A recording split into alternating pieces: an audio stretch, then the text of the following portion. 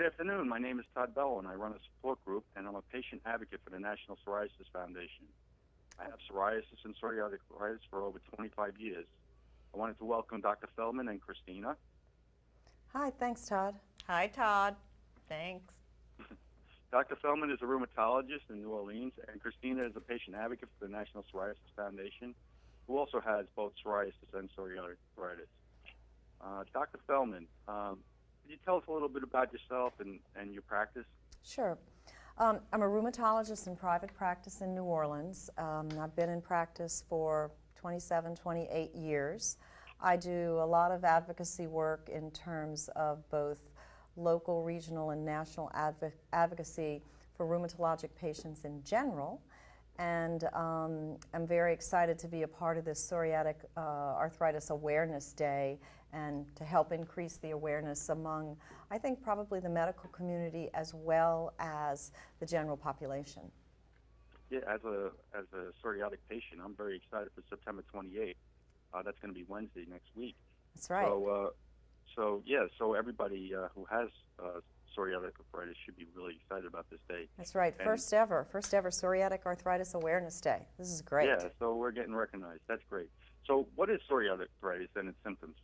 So psoriatic arthritis is one of over 100 different kinds of arthritis, but it belongs to the group known as the inflammatory arthritides. That is, it's your immune system that's been turned on and hasn't turned off, and it starts attacking you. And in the case of psoriatic arthritis, it can manifest with the psoriasis, but additionally, swollen, painful joints, particularly the hands and the feet. There's different kinds of psoriatic arthritis. One particularly can hit the low back. Some of the symptoms include prolonged morning stiffness. That's usually the worst time of the day. It can last all day, as little as an hour to as much as 4 or 5 hours. Todd, I'm sure you're aware of that. Something called nail pitting, where it looks like somebody took a safety pin and dented your nails. That's sort of unique to psoriatic arthritis. And then, of course, if you have a family member, if you have psoriasis.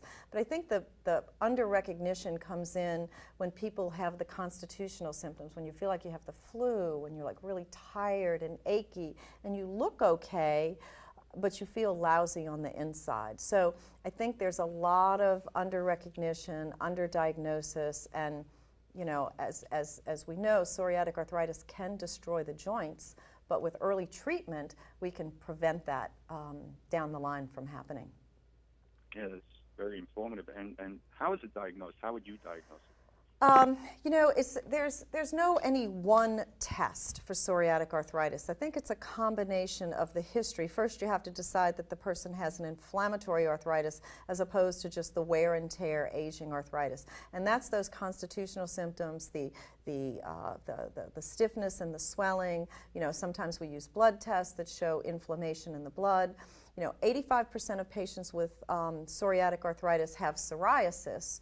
And so that obviously is helpful, but then there's that 10 or 15% that either don't have it or haven't yet developed it, and that makes it a little bit tricky. There are some telltale signs. The nail pitting is one, and something called a sausage digit, where either one finger or one toe will be swollen and look like a little sausage. Additionally, tendinitis is a really common finding in psoriatic arthritis, so people that have recurrent Achilles tendinitis.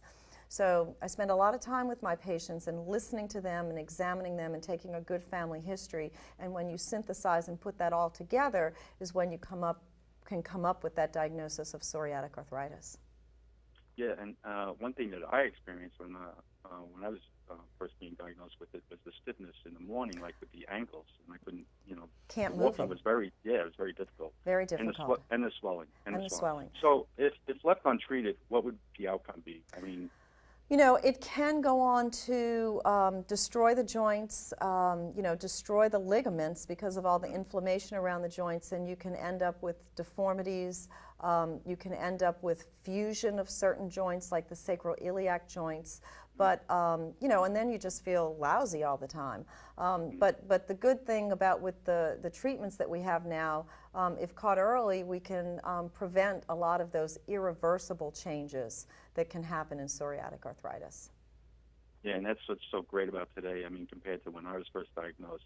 So what are some of the treatments that you know? Well, we really don't want to go into specifics. There's so many different kinds now, and the nice part is that the rheumatologist now has a wide choice in their armamentarium to treat this. But it is individualized. There's no one treatment that's best for everyone. So my suggestion is, to get with a rheumatologist that you like, that you trust, and that will work with you in determining the best treatment. And lifestyle changes, diet and exercise, the usual. But I think particularly with psoriatic arthritis, those are extremely important because of the potential association with either obesity or diabetes and hypertension and some of those things. So it's important, the lifestyle changes, I think, to make you an all-around healthy person. So it sounds like you would suggest diet and exercise, which was my next question, but what type of exercise would you recommend? Well, Christina, who's here, she started swimming, and I think swimming is a great exercise. I'm also a fan of some resistance training to help build up the muscles, but Christina, why don't you tell us what's worked well for you? Hi, Todd. Hi, Christina. Hi, how are you? What worked well for me is swimming. After I was diagnosed with psoriatic arthritis, I decided to take swimming lessons, and it was never too late to learn how to swim. And it was a challenging point for me because I needed to find a way to stay fit and active without damaging any joints or injuring myself. And I found swimming to be the key exercise. I find it to be therapeutic. If I'm not swimming, I'm just floating in the water, just low impact. And it relieves a lot of stress from me physically, mentally, just having PSA. Yeah, so Christina, so how long have you had psoriatic arthritis?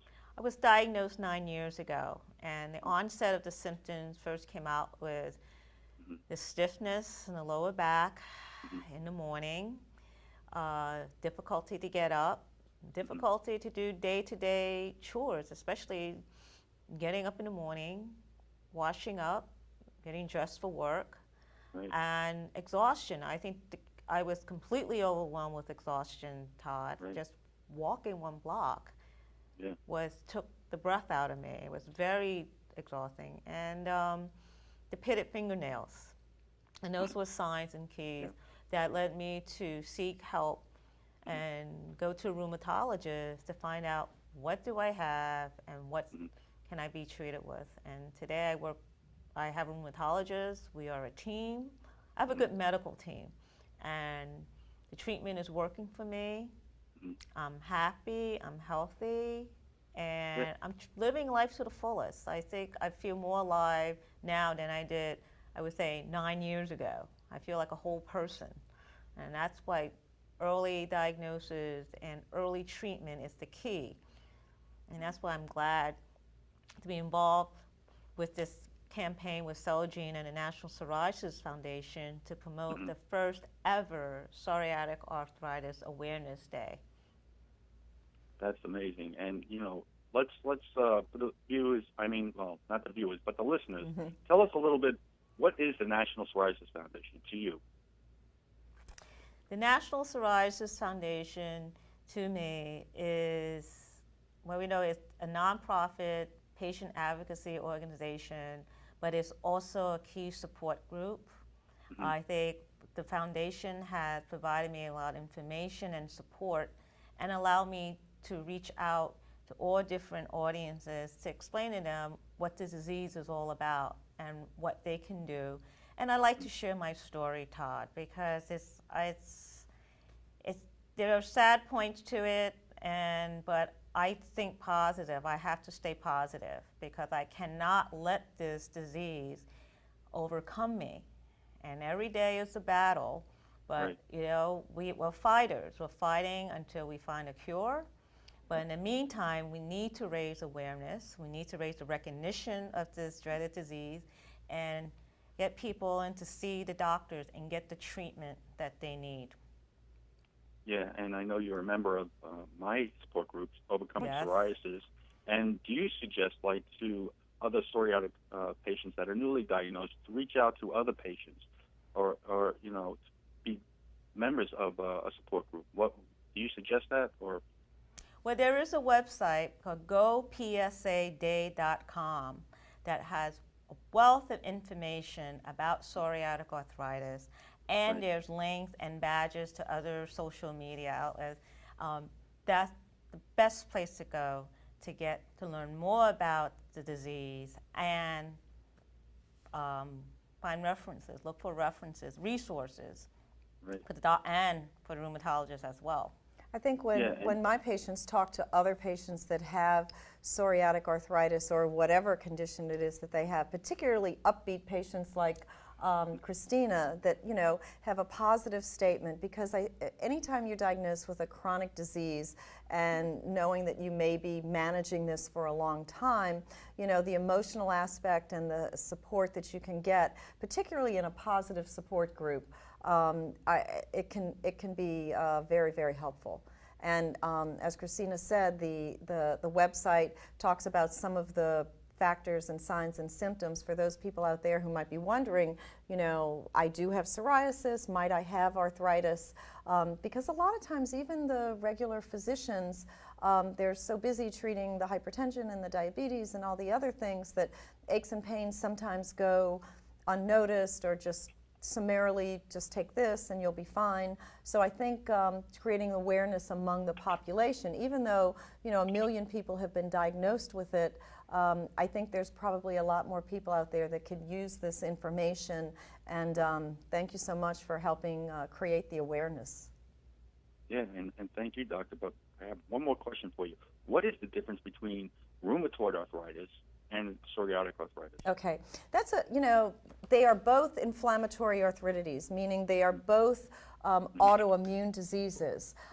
There's probably, rheumatoid arthritis tends to be symmetric in the small joints. Psoriatic arthritis has a number of different patterns. One can look just like rheumatoid, but there are ones where it's just one finger is involved, the back is involved, which is never involved in rheumatoid arthritis. Again, 85% of patients with psoriatic arthritis will have psoriasis. There are some differences. Patients with psoriatic arthritis, we look at it, tend to be heavier than patients with rheumatoid arthritis. Sometimes they'll have some more comorbid conditions such as diabetes. The one new thing that we found in both is that it is a risk for increased cardiovascular disease. So both rheumatoid and psoriatic arthritis. So it's important, if you have an inflammatory arthritis, to eat right, keep your weight, do the right kind of exercise, and make sure that your whole body is in good shape. Sometimes there's more inflammation in the blood with rheumatoid than with psoriatic arthritis, but that's where the rheumatologist comes in. We can kind of help tease out the differences between the two so you get the correct diagnosis and the correct treatment. That's great. And we are just about out of time, so I wanted to thank Dr. Feldman and Christina for allowing me to interview you. And I wanted to thank our partner, Celgene, and the National Psoriasis Foundation for making this all happen. And most importantly, for announcing that September 28th, Wednesday, is our very first Psoriatic Arthritis Awareness Day. And also, let's talk about not talk about it, but we'll mention the website, which again is, Christina, you said? gopsaday.com. Very good. Thank you so much. That's a wrap, and we'll see you next time. Thank you so much. Thanks, Todd. Thanks, Todd. Yep, thank you. Bye-bye.